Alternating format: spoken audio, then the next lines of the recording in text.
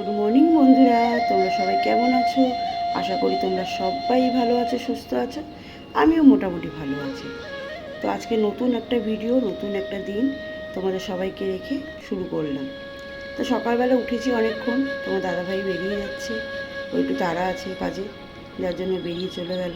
ও চাটা খেয়ে নিয়েছে, টিফিনটা করেনি, চাটা খেয়ে নিয়ে বেরিয়ে গেল। আর আমি ছুটকিকে ডাকতে ডাকতে উঠলো, যাই হোক উঠে গেল। এবার বিছানাটাকে গুছিয়ে নেবো। এই বিছানা গুছিয়ে বাকি কাজগুলো সেরে প্রত্যেক দিনের মতন আবার নিচে চলে যাব। নিচে গিয়ে ঘুমোকে খেতে দেবো, সব কিছু করবো। তো এইসবই চলতে থাকবে। তো চলো দেখতে থাকো, সাথে থাকো। যদি ভালো লাগে ভিডিওটা অবশ্যই একটা লাইক কমেন্ট শেয়ার করে চ্যানেলটার পাশে থেকো, তোমাদের মন্দির পাশে থেকো।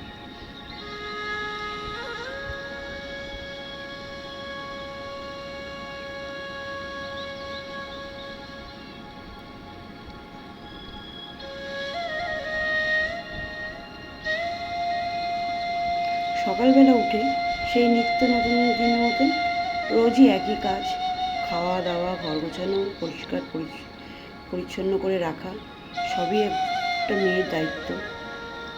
মানে ঘরে মা, বোন যারা থাকে তাদের দায়িত্ব। কিন্তু এই কাজের ফাঁকে ফাঁকে নিজেদেরকে একটুখানি সময় দিয়ে যদি নিজেদেরকে একটু কিছু করার মানে একটু নিজেদের ভালো লাগা খুঁজে নেওয়া, যার জন্য ভিডিওটা করা। ভিডিও করলে, সকলের সাথে পরিচয় হলে, সকলের সাথে মিশলে আমার মন বলে যে একটু নিজেদের মনটাও ভালো থাকে। আর কাজের মধ্যে যদি একটু ব্যস্ত থাকি তাহলে আর একটু ভালো থাকে। তো নিজেদের কাজকর্ম নিয়েই সারাদিন ব্যস্ত থাকা। সকালবেলা উঠে সংসারে কোনটা কী প্রয়োজন, কার কোনটা লাগবে, কার কী লাগবে না, এইসব দেখাশোনা, এগুলোর মধ্যে একটা আলাদা শান্তি থাকে। তাই না? আপনজনদের জন্য করবো না তো কারোর জন্য করবো, তাই না? কিন্তু কথাটা হচ্ছে এটাই যে হঠাৎ করে হয়তো তোমরা ভাবছো যে এই কথাটা বলার মানে কী। এই কথাটা বলার মানে এইটাই যে আপনজনদের জন্য ভালো লাগা, ভালোবাসা সবটাই তো আমরা করে থাকি, তাই না? কিন্তু সেই আপনজনদের কাছ থেকে যদি সেইভাবে সঠিকভাবে সেই জিনিসটাই আমরা পাই, তাহলে আমাদের এই কাজের যে কাজের যে ভালো লাগাটা সেটা আরও বেড়ে যায়, তাই না? বলো, ভুল বললে তোমরা অবশ্য কমেন্ট করে আমাকে জানিও। কারণটা হচ্ছে যে আমরা যখন কিছু ভাবি তখন সবার কথা ভেবেই কিন্তু সবটা করি। যে স্বামী কোনটাতে ভালো থাকবে, সন্তানরা কোনটাতে ভালো থাকবে, আত্মীয় পরিজন যতজন আমাদের আপনজনরা আছে আমাদের সাথে যুক্ত, সবাই কেমন ভালো থাকবে, এই ভেবেই জীবনে নিজেদেরকে এগিয়ে নিয়ে যাওয়া। কিন্তু সেই আপনজনদের কাছ থেকে যখন তুমি আঘাতটা পাবে না, তখন মনে হবে যে কাদের জন্য এত কিছু করছি। যদিও বা এই কথাগুলো বলছি এই কারণে, এই কথাগুলো কিছু কিছু মানুষ আছে আমাদের আপনজনরা যারা একবারও চিন্তা করে না যে যাকে আমরা ছোট বড় যেই কথাগুলো বলে থাকি না কেন, তাদের মনে এগুলো কীভাবে জায়গা করে নিচ্ছে। মেন কথা হচ্ছে ভালোবাসাটা দিলে ভালোবাসা পাওয়া যায়। আর আমি সবসময় চিন্তা করি যে এটা এমন একটা অস্ত্র যে সকল মানুষের সব কিছু পাল্টিয়ে দেয়। ভালোবাসা এমন একটা জিনিস, আমি মনে করি সবসময় নিজের মেয়েদেরকেও বলি যে ভালোবাসা, লোকে যতই খারাপ ব্যবহার করুক, তুমি ভালোবাসবে, একদিন সে ঠিক নিজের ভুলটা বুঝতে পারবে। কিন্তু আমি এখন ইদানিং ধরে জিনিসগুলো দেখছি যে তুমি যত ভালোবাসবে মানুষ কিন্তু তোমাকে তত আঘাত করবে। ভাববে কি, মানে অবহেলা করবে, যেটাকে বলে। ভাববে কি একে তো যতই যা বলি এ তো তাও এরকম করে যাচ্ছে, একে আবার বলি, মানে ওকে বলে না নরম মাটিতে বেশি পা দিয়ে চাপতে ভালো লাগে, এরকম একটা ব্যাপার। তো কিছু কিছু মানুষকে এগুলো বোঝানো খুব দরকার যে না, এগুলো অন্যায়, এগুলো করাটা ঠিক না। তার জন্য কি করতে হবে? লড়াই করতে হবে? না, একদমই না। লড়াই করব না, বাজে কথা বলবো না, কিচ্ছু বলবো না। নিজের মতো নিজে থাকার চেষ্টা করব, নিজের মতো নিজে কাজকর্ম করব, এইভাবেই ভিডিও করে যাব, তোমাদের সাথে এরকমভাবেই বক করে যাব, কিছু কথা শেয়ার করে যাব, করে নিজের লক্ষ্যে নিজেকে এগিয়ে যেতে হবে, যাতে একদিন এই মানুষগুলোকে আমরা জবাব দিতে পারি যে না, এর বাইরেও গিয়ে আমাদের একটা জগৎ আছে যেখানে আমরা নিজেদেরকে প্রমাণ করতে পেরেছি। তো এই আর কি, আসলে এইসব কথা বলার মানে একটাই যে ছোটরা যখন বড়দের মুখে মুখে কথা বলে না, তখন ভীষণ খারাপ লাগে, ভীষণ খারাপ লাগে। যদি বলো যে তুমি কি কখনো দিদিভাই কারো মুখে বলোনি? হ্যাঁ বলেছি। যখন যেটা প্রয়োজন তখন সেটা বলেছি, মানুষের কাছে অপ্রিয়ও হয়েছি। কেন, সত্য কথা যখনই তুমি বলবে তখনই মানুষের কাছে তুমি অপ্রিয় হয়ে যাবে। আর তুমি যখন ভুল কথা বলবে তখন দেখবে মানুষ তোমাকে প্রচণ্ড ভালোবাসবে, প্রচণ্ড করবে। তখনই বুঝে নিতে হবে যে এটা ঠিক না। এইভাবে দিনগুলো আমাদের কেটে যাচ্ছে, বিশেষ করে আমার কেটে যাচ্ছে। তবু যতটা পারি নিজের মেয়েদেরকে শেখানোর চেষ্টা করি যে এইভাবে চলতে হবে, এইভাবে করতে হবে। এবার সেটা তাদের উপরেও নির্ভর করে যে তারা কতটা কী নিতে পারবে। যেরকম আজকে ছুটকি এখানে বসে ফোন ঘাঁটছিল, তোমাদেরকে আর ভয়েসটা শোনানো হলো না, আমি নিজেই মুখে বলছি। আমি ওকে ঘরে কাজ করতে করতে বললাম, আমরা ক্যামেরাটা যে চালু করেছি, ক্যামেরার ওপারে যে আমাদের আরও বন্ধুরা রয়েছে তারা কী ভাববে, এই মেয়েটাকে যখনই দেখছি তখনই হাতে ফোন। হ্যাঁ, অবশ্যই ফোনটা আমাদের খুব জরুরি, কিন্তু সবসময় ফোনটা হাতে নেওয়াটা ঠিক না। যতটুকু তোমার কাজকর্ম আছে, পড়াশোনা আছে, যা আছে সেগুলো করে যে সময়টা থাকবে সেটার মধ্যে তুমি থাকো। তখন বললো হ্যাঁ মা ঠিক। তো এইসব বলতে বলতে একটুখানি ওর সাথে মজাও করে নিলাম, এই আর কি। তো এইভাবেই কাজগুলো করে নিচ্ছি, তোমরা দেখতে পাচ্ছ। তা এই পাশে ধুলো পড়েছে প্রচণ্ড, জানো তো। আর নতুন ঘর তো, সেরকমভাবে ধুলো না পড়লেও হালকা করে যখন শুয়ে থাকি না রাত্রিবেলা, অনেকটা রাত হয়ে যায় তো, ভয়েস দিই, তারপর ভিডিওটা এডিট করি, করতে করতে অনেকটা রাত হয়ে যায়, প্রায় বলতে পারো ভোর হয়ে যায়। কেন, আমার কাজকর্ম সেরে সব কিছু উঠতে উঠতে রাত্রির প্রায় খাওয়া দাওয়া করে প্রায় 12টা থেকে 12:30 বেজে যায়।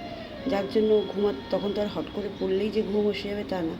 এবার তুমি ভিডিওটা এডিট করবে, আমি করি কি, ওরা সবাই ঘুমিয়ে পড়ে, তারপরে বসে বসে ভিডিওটাকে এডিট করি, ভয়েস দিই। কারণ আমার এটা সুবিধা হয়, লোকজন জেগে থাকলে, সবাই জেগে থাকলে আমার একটু অসুবিধাই হয়। কেন, বারবার ওরা বাথরুমে যাবে, এটা করবে সেটা করবে, শব্দ হবে, তো যার জন্য একটু ভোর হয়ে যায়। তো শুতেও একটু দেরি হয়ে যায়, যার জন্য সকালবেলা উঠতেও আমার একটু দেরিই হয়। তবু উঠতে দেরি হলে কাজটা আমি আমার কমপ্লিট করি, যত বেলাই হোক কাজটা কমপ্লিট করে তারপরে উঠি। তো এই পাশটা একটু ধুলো পড়েছিল, তো ওটার সাথে সাথে এগুলো সব ঝেড়ে নিলাম। একদিন পুরো ঘরটাকে একটু ঝাড়তে হবে, দিয়ে পরিষ্কার করতে হবে, কারণ অনেক দিন হয়ে গেছে, মাস 3 হয়ে গেল, উপরে চলে এসেছি। উপরের ঘরটার স্লিং ট্রিংগুলো এখনও ঠিক মতন ঝাড়া হয়নি, তো এগুলো একদিন পুরো ক্লিন করে নেবো। সামনে তো পুজো এগিয়ে আসছে, তখন তো আমরা ঘর বাড়ি পরিষ্কার করি, তার আগেও একবার করে নেব। আর নিচে রান্নাঘরটাও একটু নোংরা হয়েছে, ওগুলো একদিন পরিষ্কার করে নেব, করে ভালো করে মশলার যে ডাব্বা টাব্বাগুলো আছে এগুলো সব পাল্টিয়ে নেব ভাবছি। তাই ওগুলো করতে আমার বেশ কিছু সময় লাগবে, ধরতে গেলে পুরো একটা দিনই লাগবে। দেখি কতটা কী করতে পারি। কিছু জিনিস কেনার আছে, যেগুলো ওগুলো কিনে উঠি, তারপরে পুরোটা ক্লিন করে গুছিয়ে নেব। তো এই আর কি। তো সোফাটাকে ওগুলো সব ঝেড়ে পরিষ্কার করে দিলাম। চুটকিও বললাম যে কেকটা খাচ্ছিলে, কেকের প্লাস্টিকটা করে রয়েছে কেন, এই করে করে তো পিঁপড়ে হবে। এই আর কি, সারাদিন নিজের মতো কাজ করতে থাকি, আর ওদেরকে একটা করে শেখাতে, এইটা করো না, ওটা করো না, সেটা করো না। এখন ছোটো তো, এখন বোঝে না যে মা হয়তো ভাবছে এটাতে বাধা দিচ্ছে, ওটা বাধা দিচ্ছে, কিছু না, এগুলো অভ্যেস হয়ে যাবে। একদিন যখন নিজেদের ঘর বাড়ি, নিজেদের সংসার হবে, তখন ওরাও যাতে আমার মতন এইভাবে পরিষ্কার করে রাখতে পারে, আর কিছুই না।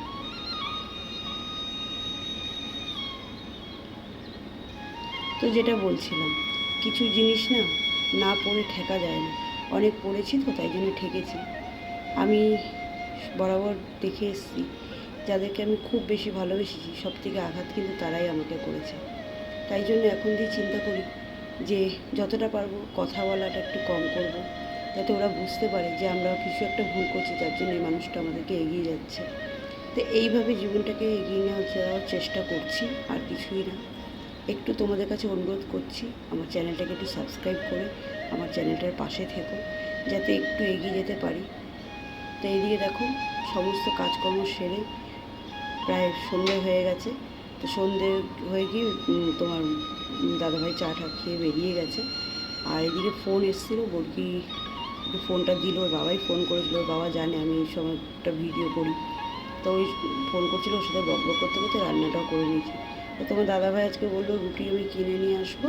তা আমি আজকে যেহেতু মঙ্গলবার নিরামিষ করেছি, ঘুগনি করলাম আর একটু সিমই করলাম, কারণ তোমার দাদাভাই তো একটু মিষ্টি খেতে ভালোবাসে, তো মিষ্টির মধ্যে আজকে একটু সিমই করে দিলাম, একটু ঘুগনি করে, আর রুটি কিনে আনবে, আর ঘরে তো শসা আছে, একটু কেটে নিলেই হয়ে যাবে। তো এটা দিয়ে রাত্রিরে খাওয়াটা কমপ্লিট হয়ে যাবে। এই করতে করতেই গুরুদেরকে খেতে দিয়ে দিই, সবটা করে নিই, এর ফাঁকেই সব কিছু করে নিই। তো যেদিনকে দেখানো সম্ভব হয় সেদিনকে দেখায়, যেদিকে সম্ভব হয় না সেদিনকে দেখিয়ে উঠতে পারি না, তাও চলো দেখানোর চেষ্টা তো আমি করবো। তা আমি এদিকে ঘুগনি তো সেদ্ধ করে ফেলেছিলাম। সেদ্ধ করার পর আমি দেখলাম যে ঘুগনিটা যে এখনও গোটা গোটা আছে, যেহেতু আজকে ঘুগনিটা ভিজিয়েছিলাম আমি সেই বিকালবেলা। সরি, আমি ভেজাইনি, ভিজিয়েছিল ছোটো মেয়ে, দোকান থেকে এনে ওরাই বললো ঘুগনি খাবো না, তো ঘুগনি ভিজিয়েছিল। তো এখন আমি ভাবছি যে মশলাটা ভালো করে কষিয়ে, যেরকম মাংসগুলো আমরা কষিয়ে সব কিছু করার পরে দিয়ে তোমরা প্রেশারে দিয়ে দিই, সেভাবে প্রেশারে দিয়ে দেবো। আর প্রচণ্ড গরম লাগছিলো, প্রচণ্ড গরম লাগছে, এত গরম, মানে বৃষ্টি পড়ছে তো কী হয়েছে, গরমটা কিন্তু কমেনি। পুরো ঘেমে স্নান হয়ে যাই আমি রান্নাঘরে আসলে। তো এদিকে মশলাগুলো কষিয়ে তারপরে ঘুগনিটাকে দিয়ে প্রেশারে দিয়ে সিটি মেরে নামিয়ে দেবো।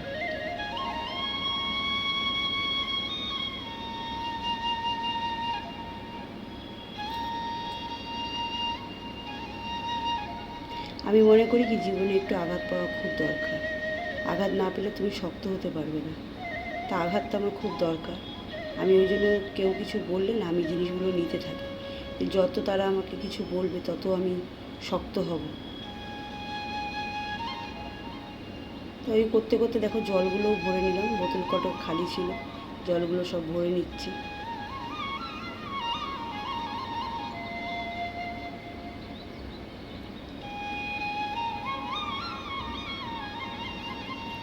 এদিকে দেখো সিমুইটা আমি করেছি একদম গা মাখা গা মাখা। আর এদিকে ঘুগনিটাও করে ফেলেছি। লাইটের জন্য একটু কালারটা একটু বোঝা যাচ্ছে না। আর বাবানের খাওয়া প্রায় কমপ্লিট। এবার বাবানের ওখানটা পরিষ্কার করে বাবানকে একটু ঘুরিয়ে তারপরে আমার খাবার দাবার নিয়ে উপরে চলে যাব, মা বাবার ওদেরটা সবটা গুছিয়ে রেখে। তো ও বুঝতে পেরেছে যে আমাকে এখন মা বাইরে নিয়ে যাবে। বেলটা দেখেছে না, দেখো এরকম করে ছটফট করছে। তাই দেখো আমি উপরে চলে আসলাম, খাওয়া দাওয়া অনেকক্ষণ আগেই হয়ে গেছে। তোমাদের দাদাভাই ঘুমিয়েও পড়েছে, মেয়েরাও ঘুমিয়ে পড়বে এবার। ছুটকিটা ঘুমিয়ে ঘুমিয়ে ফোন দেখছে, এবার বোরকেও ঘুমিয়ে পড়বে, আমিও ঘুমিয়ে পড়বো। তো আজকের মতন ভিডিওটা এখানেই শেষ করলাম। যদি ভালো লাগে অবশ্যই একটা লাইক কমেন্ট শেয়ার করে